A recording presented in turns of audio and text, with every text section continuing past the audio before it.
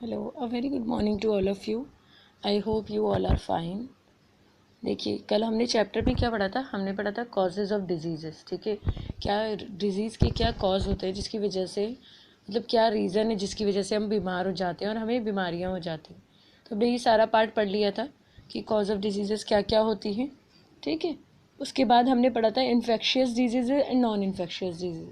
देखिए, इसको समझते हैं, एक बार और दोबारा से रिवीजन करते हैं। देखिए, infectious disease that are caused by pathogen and can spread to other individual in a population are called infectious disease। वो डिजीज़ जो कि किसी न किसी पैथोजन की वजह से होती है, ठीक है, चाहे वो बैक्टीरिया हो, चाहे वो वायरस हो, चाहे कोई भी चीज़ हो, और वो स्प्रेड कर जाती है, फैल जाती है दूसरे इंडिविजुअल में, पॉपुलेशन के अंदर। ठीक है, तो वो इन्फेक्शियस डिजीज़ है, यानी एक तरह से कम्युनिकेबल डिजीज़ भी है। ठीक है, वो बीमारी जो एक से दूसरे को फैलती है वो इन्फेक्शियस एंड कम्युनिकेबल डिजीज़ कहलाती है। और जो नॉन इन्फेक्शियस होती हैं वो एक से दूसरे को नहीं फैलती। ठीक है, और वो नॉन कम्युनिकेबल कहलाती है। जैसे आपको पता ही है कि किसी को बीपी की प्रॉब्लम है तो जाहिर सी बात है, मतलब किसी को अगर हार्ट से रिलेटेड कोई इशू है तो जाहिर सी बात है कि उसको दूसरे को नहीं हो सकता उससे। ठीक है, तो नॉन कम्युनिकेबल डिजीजेज होती हैं जो एक डिजीज़ एक जगह से दूसरी जगह क्या होती है, कभी भी ट्रांसफ़र नहीं होती। ठीक है, ये डिफरेंस है इन्फेक्शियस और नॉन इन्फेक्शन। तो चलिए फिर आज हमने बात करी थी इन्फेक्शियस डिजीज़ की किसकी वजह से होती है। तो दो मेन रीज़न है इन्फेक्शियस डिजीज़ के, एक है पैथोजन, ठीक है, जो एक्सटर्नल एजेंट जो जो बीमारी करते हैं, और दूसरे वेक्टर जो उस बीमारियों को लेके एक जगह से दूसरी जगह तक पहुंचाने का काम करते हैं। ठीक है, वो हमने पढ़ा ही था। मॉस्किटो होते हैं, रैट होते हैं, माइस होते हैं, हाउस फ्लाई होती है। ठीक है, और आपका डॉग्स होते हैं, कैट्स होते हैं, जो आपके पेट्स होते हैं, वो सब भी काफ़ी हद तक बीमारियों को एक जगह से दूसरी जगह फैलाते हैं। तो चलिए फिर आज हम स्टडी करते हैं बैक्टीरिया के बारे, यानी पैथोजन पढ़ते हैं। सारे पैथोजन के बारे में थोड़ा थोड़ा जानेंगे, उसके बाद हम अपनी इन्फेक्शियस डिजीज़ स्टार्ट करेंगे वन बाय वन। जो आपकी एनसीईआरटी के अंदर जो डिजीज़ मेंशन होंगी ना, वही डिजीज़ को हम डिटेल में पढ़ेंगे। ठीक है, चलिए। बैक्टीरिया और micro organism. Bacteria micro organism है जो आँख से नहीं देखा जा सकता। ठीक है, एक मुट्ठी अगर आप सॉइल उठाएंगे ना तो समझ एक मुट्ठी में न जाने कितने बैक्टीरियाज होंगे, मिलियंस ऑफ बैक्टीरियाज एक मुट्ठी सॉइल के अंदर होते हैं। ठीक है, that are seen in almost environmental condition. हर जगह बैक्टीरिया मिलते हैं, सिर्फ आपका जो प्यूरीफायर वाला वाटर होता है उसमें और एक आग में, ये दो जगह बैक्टीरिया नहीं मिलते। वरना तो आपको बर्फ़ में भी बैक्टीरिया मिलेंगे, हेलोजन में भी, थर्मल पावर वेंट में भी मिलेंगे। ठीक है, ऐसे ऐसी जगह टेम्परेचर में मिलेंगी जहाँ कोई ह्यूमन भी मुश्किल से रह पाएगा।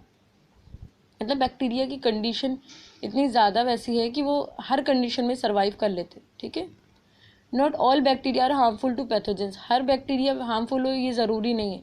जो दही में बैक्टीरिया पाया जाता है लैक्टोबैसिलस, वो तो हमारे लिए यूज़फुल होता है, और ऐसी बहुत सारी बैक्टीरियाज है जिनसे मेडिसिन बनाई जाती है। तो ज़रूरी नहीं हर बैक्टीरिया पैथोजन ही होता है। पैथोजन वो होते हैं जो बीमारी पैदा करते हैं। ठीक है, some bacteria are also beneficial to human being. Bacteria are beneficial for digestion, extracting antibiotic from them, nitrogen fixation। कुछ बैक्टीरिया जो एटमॉस्फेरिक नाइट्रोजन होती है ना, नाइट्रोजन N2 की फॉर्म में जो मिलती है 78%, उसको प्लांट्स डायरेक्ट नहीं ले पाते हैं। तो वो क्या करता है बैक्टीरिया, जो नाइट्रोसोमनस बैक्टीरियाज होते हैं, नाइट्रोकोकस बैक्टीरियाज होते हैं, क्या करते हैं, ये उस नाइट्रोजन को नाइट्रेट और नाइट्राइट की फॉर्म में फिक्स करते हैं और फिर प्लांट उसे मिट्टी से क्या करते हैं, लेते हैं। तो कुछ बैक्टीरिया यहाँ नाइट्रोजन फिक्सेशन में हेल्प करते हैं। फिर कुछ और बैक्टीरिया होते हैं जो डीनाइट्रिफिकेशन करते हैं, और वो क्या करते हैं, जो नाइट्रोजन नाइट्राइट की फॉर्म में फिक्स किया था वापस उसको दोबारा से भेज देते हैं नाइट्रोजन की फॉर्म में। तो वो एयर में चली जाती है, तो ये नाइट्रोजन साइकिल चलती रहती है। ठीक है, कुछ से एंटीबायोटिक बनाई गई है। ठीक है, few of common disease cause by bacteria are cholera, typhoid, pneumonia, tuberculosis. ठीक है, ये तो आपकी बैक्टीरिया से होने वाली डिजीज है। याद रखिएगा, बैक्टीरिया की जो डिजीज होती है उन पे एंटीबायोटिक दवा काम करती है, मगर जो वायरसेस से होने वाली डिजीज है उन पे एंटीबायोटिक काम नहीं करती। ठीक है, और एंटीबायोटिक काम कैसे करती है, एंटीबायोटिक क्या करती है, उनके जो बैक्टीरिया का जो सेल होता है ना, उसको वो गला देती है, उसकी सेल वॉल को हटा देती है।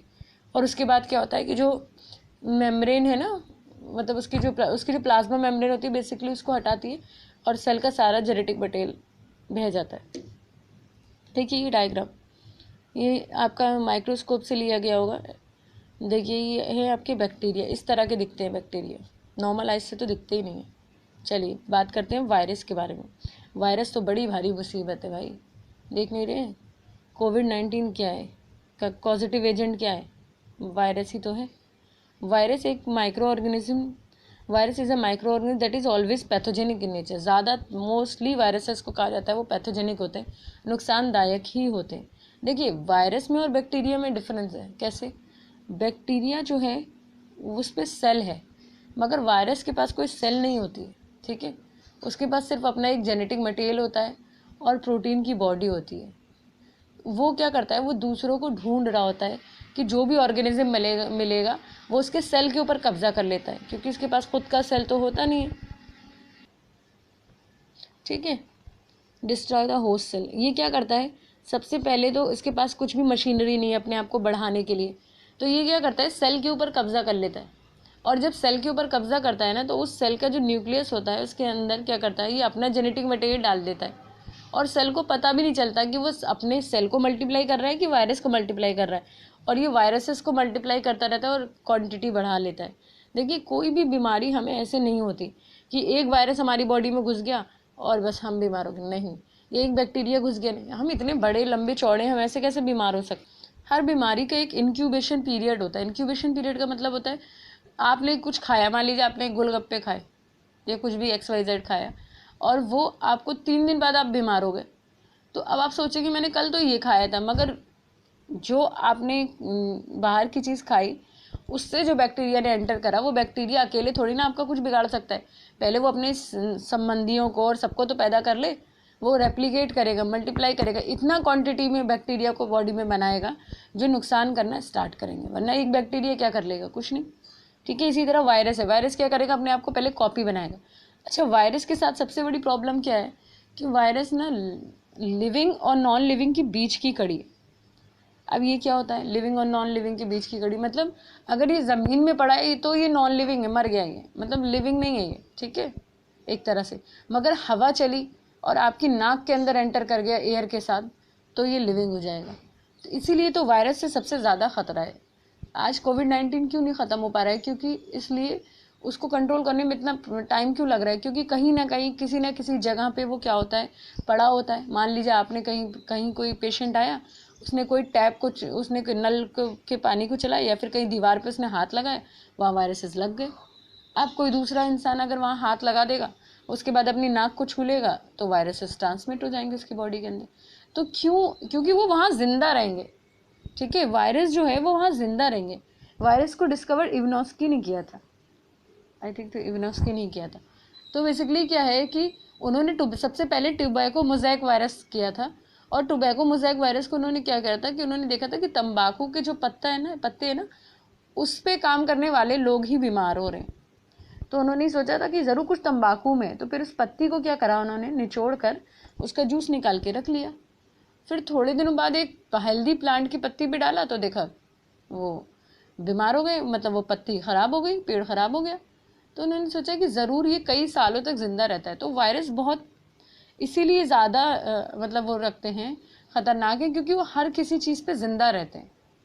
आपको पता नहीं, आपने सब्जी मंडी से सब्जी खरीदी, पता चला आलू वाले को ही, आपने जिससे सब्जी खरीदी उसको वो था कोविड-19 था और आपको मालूम नहीं था। आप घर लेके आए, आपने अपने सब्जियों को गर्म पानी में धोया नहीं या वॉश नहीं करा, उसको हाथों से निकाल निकाल के रखा, उसके बाद अपना हाथ वॉश नहीं किया आपने, और फिर आपने किसी हाथ, तो देखिए कहीं ना कहीं नाक मुंह तक चला ही जाता है, क्योंकि कुछ लोगों को तो बीमारी होती है छूने की, और कुछ लोग ना चाहते हुए भी गलती से छू लेते हैं, तो ट्रांसमिशन ऐसे हो जाता है। तो वायरस हर जगह जिंदा रहता है। सबसे बड़ी प्रॉब्लम ये कोविड-19 के साथ कि उसका वायरस भी क्या है, जिंदा है, हर जगह जिंदा रहता है, और वायरसेस बहुत लंबे टाइम तक जिंदा रह सकते हैं, ठीक है। चलिए, they enter the host cell. ये होस्ट सेल कौन होता है, जिसकी बॉडी में घुसेंगे, जिसको पकड़ लिया, ठीक है, जिसकी बॉडी में एंटर कर गया वायरस, वो होस्ट हो गया, host cell. And replicate and in process destroy the host cell. ये क्या करेंगे, अपने आप अपना नंबर बढ़ाएंगे, रेप्लिकेट करेंगे, अपने 1 से 2, 2 से 4 अपने आप नंबर बढ़ाएंगे, और फिर बाद में होस्ट का जो सेल होगा उसको ख़त्म कर देंगे। Few of the common disease spread by viruses जो है, आपकी कोल्ड है, इन्फ्लुएंजा है। जो कॉमन कोल्ड होता है वो आपको वायरस से ही होता है। इन्फ्लुएंजा है, डेंगू फीवर है। अभी आप कहेंगे डेंगू फीवर कैसे है, वो भी वायरस से ही होता है, मच्छर उसको ट्रांसमिट करता है बस, वो भी आप आगे पढ़ेंगे, ठीक है। एड्स है, ये सारी बीमारियां हैं आपकी वायरसेस से। चलिए, ये देखिए, ये आपका कोविड-19 का वायरस है, देख रहे हैं कैसा दिख रहा है ये,